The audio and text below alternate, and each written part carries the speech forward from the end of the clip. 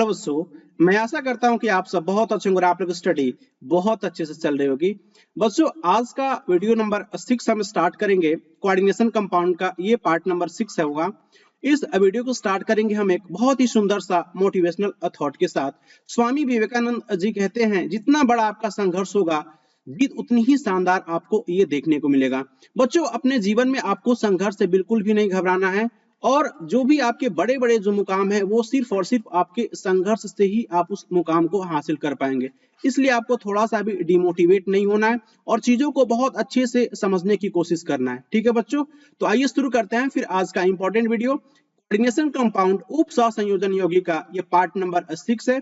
I hope आप इस part को बहुत अच्छे से इंजॉय कर रहे होंगे बच्चों। ठीक है, तो इस वीडियो लेक्चर में हम लोग डिस्कस करेंगे उप सह संयोजन यौगिक का जो आपका एक वर्नर थे। ये जो मैं हर एक वीडियो लेक्चर के फर्स्ट में मैं आपको ये दिखाता हूँ, यही है आपके ये वर्नर। इनके द्वारा जो है कोऑर्डिनेशन कंपाउंड में जो है उप सह संयोजन यौगिक में इनके द्वारा जो ये बॉन्डिंग के बारे में, बंध के बारे में, सबसे पहले संरचना के बारे में आप कह सकते हैं कि किनके द्वारा बताया गया था, वर्नर के द्वारा ये बताया गया था। तो इनके बारे में जो है, इनके जो सिद्धांत दिया गया है, इस वीडियो लेक्चर में हम काफी डिटेल में डिस्कस करेंगे और वीडियो के लास्ट में हम लोग जो है क्वेश्चंस को भी डिस्कस करेंगे जो आपके बोर्ड एग्जाम्स में पूछे गए। ठीक है बच्चों, तो इनके द्वारा जो है सिद्धांत देने से पहले जो है बेसिकली इनके द्वारा एक्सपेरिमेंट प्रयोग को परफॉर्म किया गया था। इनके द्वारा जो है ये 3 कंपाउंड लिया गया था। ठीक है बच्चों, यहाँ पे आप देख रहे होंगे कि COCl3 6NH3 और COCl3 5NH3 and COCl3 4NH3 ये 3 कंपाउंड लिया गया था। ठीक है बच्चों, और इस कंपाउंड में उन्होंने क्या मिक्स कर दिया, AgNO3 इनको द्वारा जो है मिक्स कर दिया गया तीनों ही कंपाउंड में। ठीक है बच्चों, और ये मिक्स करने के बाद से इनको अलग अलग जो है ये रिजल्ट देखने को मिलता है। तो फर्स्ट वाले कंपाउंड में जब उन्होंने मिलाया जो है AgNO3 जो है COCl3 6NH3 में AgNO3 मिलाने से उनको जो है ये प्राप्त हुआ 3 मोल AgCl, इनको ये प्राप्त होता है। ठीक है बच्चों, सेकेंड स्टेप में क्या होता है कि इस कंपाउंड में जो आपको ये देखने को मिलता है, इसमें मिलाने के बाद से जो है AgNO3 सिल्वर नाइट्रेट को मिलाने के बाद से देखने को मिलता है 2 मोल AgCl। ठीक है बच्चों, और ये जो आपका ये थर्ड कंपाउंड था, इसमें जो है COCl3 4NH3 में AgNO3 मिलाने के बाद से उन्होंने ये देखा कि 1 मोल AgCl देता है। और यहाँ पे ये देख करके एक्सपेरिमेंट को ये सरप्राइज हो गए, आखिर यहाँ ये तीनों जो आपके ये कंपाउंड है, तीनों ही कंपाउंड में जो है Cl3 यहाँ पे भी है बच्चों, यहाँ पे भी Cl3 है और यहाँ पे भी Cl3 है। Cl3 अगर 3 है तो मान लीजिए कि ये पहले स्टेप में आपका 3 मोल ऑफ AgCl दे रहा है। ठीक है बच्चों, क्योंकि ये Ag जो है, सिल्वर जो है, ये किससे कंबाइन हो रहा है, ये आपका जो है क्लोरीन से कंबाइन हो रहा है। ठीक है बच्चों, ये क्लोरीन से कंबाइन होकर के AgCl आपका ये बना रहा होता है AgCl, लेकिन यहाँ पे तो क्लोरीन 3 है तो 3 क्लोरीन फर्स्ट स्टेप में दे रहा है। ठीक है, अच्छी बात है, लेकिन सेकेंड स्टेप में देखिए बच्चों, यहाँ पे भी तो जो है Cl3, यहाँ पे भी 3 आपका ये क्लोरीन है और यहाँ पे कितना आपका जो है Ag है, यहाँ पे भी Ag है, तो यहाँ पे भी तो 3 देना चाहिए ना, 3 AgCl देना चाहिए, 3 AgCl देना चाहिए, लेकिन नहीं, 3 AgCl नहीं देखने को मिलता है, ये 2 मोल ऑफ AgCl देखने को मिलता है। तो ये जो है कंफ्यूज हो गए, कहें कि इस वाले में तो 3 AgCl देखने को मिलता है फर्स्ट वाले में, सेकेंड वाले में 2 AgCl देखने को मिलता है और थर्ड वाले में देखिए बच्चों, तो यहाँ पे क्या है कि यहाँ भी Cl3 है, यहाँ भी AgNO3 है, लेकिन यहाँ पे देखिए, यहाँ पे तो और वो सरप्राइज हो गए, यहाँ पे सिर्फ 1 मोल ऑफ AgCl देखने को मिलता है। तो इन तीनों ही एक्सपेरिमेंट को देखने के बाद से वो कंफ्यूज हो गए, तो उनके द्वारा जो है इन सारे ही पॉइंट्स को समझाने का जो है वो प्रयास किए और उन्होंने ये देखा कि ये फर्स्ट वाले में जो 3 AgCl ये कैसे देता है। तो यहाँ पे आपको ध्यान देना है बच्चों कि यहाँ पे जो आपका ये COCl3 और 6NH3 है, तो यहाँ पे जो है आपका ये क्लोरीन जो है, जब ये क्लोरीन जो है इसको जब हम इस कंपाउंड को इसलिए दे रहा है क्योंकि यहाँ से जो आपका 3 जो आपका ये क्लोरीन है ये फ्री होकर के किससे कंबाइन हो रहा है, Ag से कंबाइन हो रहा है, तो यहाँ पे 3 मोल ऑफ AgCl देता है। ठीक है बच्चों, सेकेंड स्टेप में क्या होता है कि यहाँ से आपका जो है 2 ही क्लोरीन जो है वो फ्री हो पाता है, 2 ही क्लोरीन आपका ये फ्री हो पाता है और ये इससे कंबाइन होकर के Ag से कंबाइन होकर के 2 मोल ऑफ AgCl देखने को मिलता है। और यहाँ पे देखिए, यहाँ पे एक ही आपका ये क्लोरीन जो है फ्री हो पाता है और ये सिल्वर के साथ कंबाइन होकर के एक AgCl ये जो है देखने को मिलता है यहाँ पे। तो इन सब एक्सपेरिमेंट को परफॉर्म करने के बाद से उनके द्वारा जो है कंडक्टिविटी जो है, कंडक्टिविटी का उन्होंने जो है ये सहारा लिया। कंडक्टिविटी जिसको हम बेसिकली आपको चालकता कहते हैं, तो इस चालकता का उन्होंने जो सहारा लिया, बेसिकली क्या किया गया, इनके द्वारा जो है इस कंपाउंड को जो है किसमें डाला गया, इस कंपाउंड को जो है जल में डाला गया। बच्चों सबसे पहले जब इनको जल में ये डाले, ये जो कंपाउंड है इनको जल में जब डाला गया तो ये देखा गया बच्चों कि ये क्या हो रहे हैं कि ये कंडक्टिविटी के एक्सपेरिमेंट जो है उनके द्वारा ये परफॉर्म किया गया। कंडक्टिविटी के आधार पे जो है ये आपको ये बताने का ये प्रयास किया गया इनके द्वारा। तो आखिर ये कंडक्टिविटी चालकता क्या होती है, तो चालकता के बारे में याद रखिएगा बच्चों कि चालकता जो होती है, कंडक्टिविटी जो होती है, वो नंबर ऑफ आयन्स पे, आयनों की संख्या पे आपका ये कंडक्टिविटी या चालकता क्या होती है कि आपका ये निर्भर करता है। तो ये देखिए फर्स्ट वाले में देखिए आपके कितने आयन बन रहे हैं बच्चों, यहाँ पे 3 आयन है और यहाँ पे 1 आयन है। ठीक है बच्चों, तो यहाँ पे जो आयन की संख्या है, यहाँ पे आयन की संख्या 4 देखने को मिलता है। यहाँ पे आपका ये 2 है और यहाँ पे 1 आयन है, तो यहाँ पे जो आयन की संख्या कितना देखने को मिलता है, ये 3 देखने को मिलता है। और यहाँ पे आयन की संख्या कितनी है बच्चों, यहाँ पे आपका 1 आयन ये और 1 आयन ये, पूरा का पूरा जो है ये आपका एक ही जो है ये आपका ये देखने को मिलता है, ये एक ही पार्ट हुआ। ठीक है बच्चों, तो यहाँ पे 2 और ये यहाँ पे 3 और यहाँ पे कितना देखने को मिला, तो यहाँ पे देखने को मिला 1 और 1, यहाँ पे 2 आयन देखने को मिला। तो इस तरीके से जो है इनके एक्सपेरिमेंट को जो है ये परफॉर्म करके जो है ये कंडक्टिविटी का सहारा लेकर के इनको एक्सप्लेन करने का उन्होंने ये प्रयास किया था। ठीक है बच्चों, लेकिन इनके कुछ पोस्टुलेट्स हैं जो इनके द्वारा जो सिद्धांत का जो इंपॉर्टेंट पॉइंट है वो मैं आपको जो है वो डिस्कस कर रहा हूँ। ये चीजें आपके एग्जाम्स में आप एज इट इज लिख सकते हैं। जो आपके एग्जाम्स में अगर पूछा जाएगा कि उप सहसंयोजन यौगिक का वर्नर का सिद्धांत लिखिए, तो आप ये बता सकते हैं कि वर्नर ने 1898 में जो है उप सहसंयोजन यौगिक का सिद्धांत प्रस्तुत किए और इनके द्वारा जो है इंपॉर्टेंट कॉन्सेप्ट कह सकते हैं कि ये दिया गया था। फर्स्ट उनके द्वारा ये बताया गया कि जितने भी आपके उप सहसंयोजन यौगिक है इनमें जो केंद्रीय धातु जो होते हैं आपके 2 प्रकार की संयोजकताएं आपकी दर्शाती हैं। फर्स्ट को बोलते हैं प्राथमिक संयोजकता, इसको हम क्या बोलते हैं, प्राइमरी वैलेंसी। क्या बोलते हैं, प्राइमरी वैलेंसी। और सेकेंड वाले को बोलते हैं जो है द्वितीय संयोजकता, या इसको हम कहते हैं सेकेंडरी वैलेंसी। ठीक है बच्चों, तो आई होप आपको ये क्लियर हो गया होगा कि इनके द्वारा जो सिद्धांत ये दिया गया था, इनके द्वारा 2 संयोजकता के बारे में डिस्कस किया गया था। फर्स्ट था प्राथमिक संयोजकता जिसको हम प्राइमरी वैलेंसी कहते हैं, और द्वितीय संयोजकता जिनको हम सेकेंडरी वैलेंसी कहते हैं। ठीक है बच्चों, तो प्राथमिक संयोजकता क्या होता है, प्राइमरी वैलेंसी क्या होता है, तो प्राथमिक वैलेंसी जो होती है बच्चों ये सामान्य रूप से क्या होती है, ये आयोनाइज्ड हो जाती है। प्राइमरी वैलेंसी जो होती है बच्चों ये आयोनाइज्ड हो जाती है, ये आयन में बदल जाती है। ठीक है, जो आपकी प्राइमरी वैलेंसी होती है। और यह जो होता है आपका ऋणात्मक आयनों के द्वारा जो होता है आपका नेगेटिव आयंस के द्वारा ये प्राइमरी वैलेंसी जो होता है वो आपका संतुष्ट होता है। और जो प्राइमरी वैलेंसी को अगर हम दिखा रहे होते हैं कोऑर्डिनेशन कंपाउंड में तो उसको डॉट डॉट से दिखाते हैं बच्चों। ठीक है, कैसे दिखाते हैं, उसको हम डॉट डॉट से उसे हम दिखाते हैं। और ये प्राइमरी वैलेंसी जो आपका होता है कह सकते हैं कि दुर्बल होता है, ज्यादा आपका ये मजबूत नहीं होता है, बहुत आसानी से ये ब्रेक हो जाता है, टूट जाता है।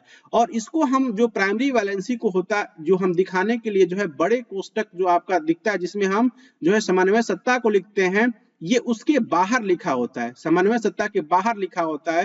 कौन, ये हमारा प्राथमिक जो संयोजकता या प्राइमरी वैलेंसी का जो भी आपका ये पार्ट होता है। और ये जो बहुत इंपॉर्टेंट पॉइंट ये है कि जो आपका कोऑर्डिनेशन कंपाउंड जो है संयोजन यौगिक की ज्यामिति या संरचना ये प्राइमरी वैलेंसी नहीं तय करता है बच्चों। इसके लिए आपको द्वितीय संयोजकता के बारे में मैं आपको अभी पढ़ाऊंगा। तो द्वितीय संयोजकता के द्वारा जो है आपका ये कोऑर्डिनेशन कंपाउंड की ज्यामिति या संरचना के बारे में बताया जाता है, एक्सप्लेन किया जाता है। कुछ आपके जो हैं कुछ आपके यौगिक हैं जिसमें देखिए यहाँ पे देख सकते हैं कि जो आपके प्राथमिक संयोजकता इन आयनों में आप देख सकते हैं कि यहाँ पे देखिए क्रोमियम के साथ कितने क्लोरीन आपके अटैच हैं, तो 3 क्लोरीन है। तो आप यहाँ पे कह सकते हैं कि CrCl3 में जो आपका इस धातु आयन क्रोमियम की जो है प्राथमिक संयोजकता कितनी होगी, तो आपकी ये 3 हो जाएगी। ठीक है बच्चों, और COCl2 में अगर आपसे पूछा जाए, COCl2 ये हमारा क्या है, कोबाल्ट है, ये कोबाल्ट हमारा धातु है। और ये इसमें जो है प्राथमिक संयोजकता अगर बताना हो आपको प्राइमरी वैलेंसी तो कितना होगा आपका, ये 2 देखने को मिलेगा। PDCl2 में कितना देखने को मिलेगा बच्चों, ये 2 देखने को मिलेगा, क्योंकि यहाँ पे आप देख सकते हैं डायरेक्टली जो आपके ये केंद्रीय धातु परमाणु से आपका ये अटैच है। ठीक है बच्चों। तो आई होप आपको प्राथमिक संयोजकता प्राइमरी वैलेंसी के बारे में ये इंपॉर्टेंट पॉइंट अच्छे से समझ में आया होगा।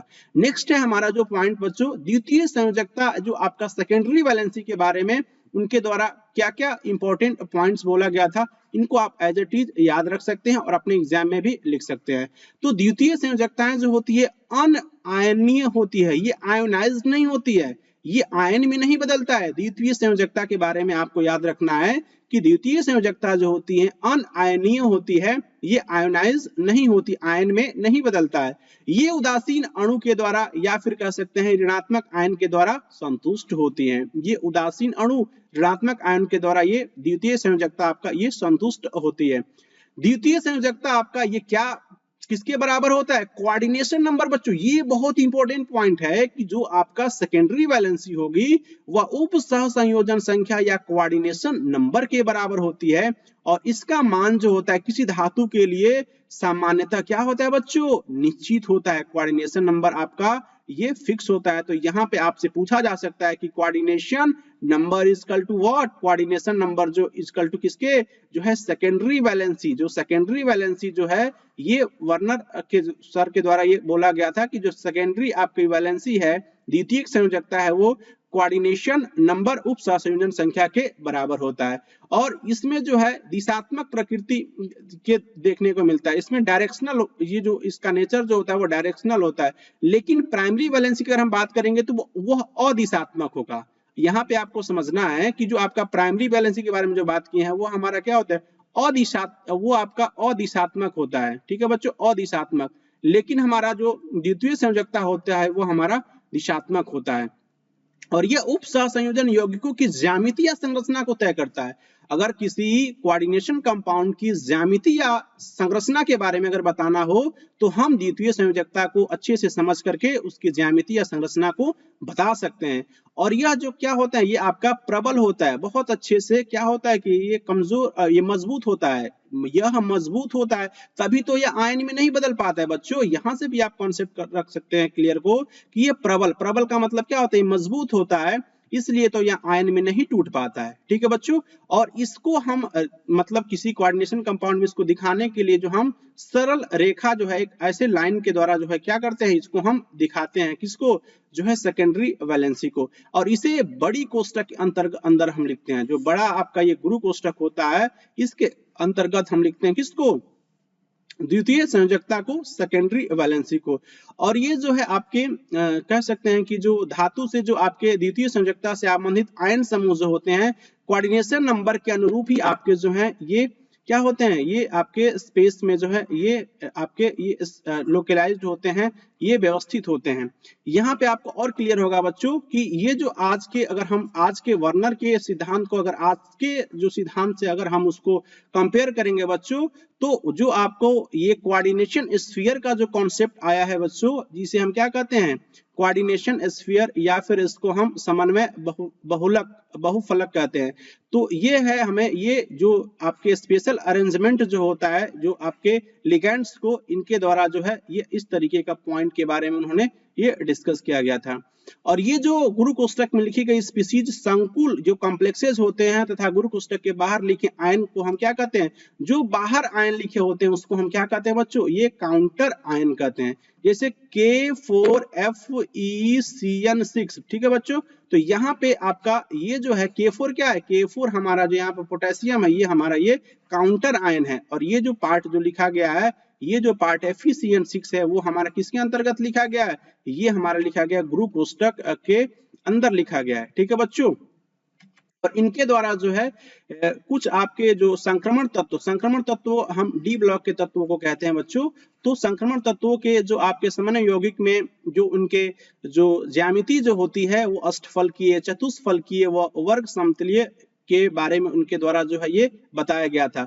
जैसे यहाँ पे ये सारे कॉन्सेप्ट मैं आगे नेक्स्ट पार्ट में डिस्कस भी करूंगा कि इसके ज्योमेट्री हम क्यों अष्टफलकीय कहते हैं और क्यों इसका जो आपका इसका अगर हमें देखने को मिलेगा तो ये जो है ये तीनों का CuNH3 6 ये 3 पॉजिटिव, CuCl NH3 5 का 2 पॉजिटिव और CuCl2 NH3 4 ये तीनों की जो आपकी ज्यामिति जो होती है कैसी होती है बच्चों, अष्टफलकीय होती है, क्योंकि इन तीनों ही आपके जो ये कंपाउंड है कॉम्प्लेक्सेस हैं, इन तीनों ही कंपाउंड में आपके कितने लिगेंड्स देखने को मिल रहा है, 6 लिगेंड्स देखने को मिल रहा है बच्चों।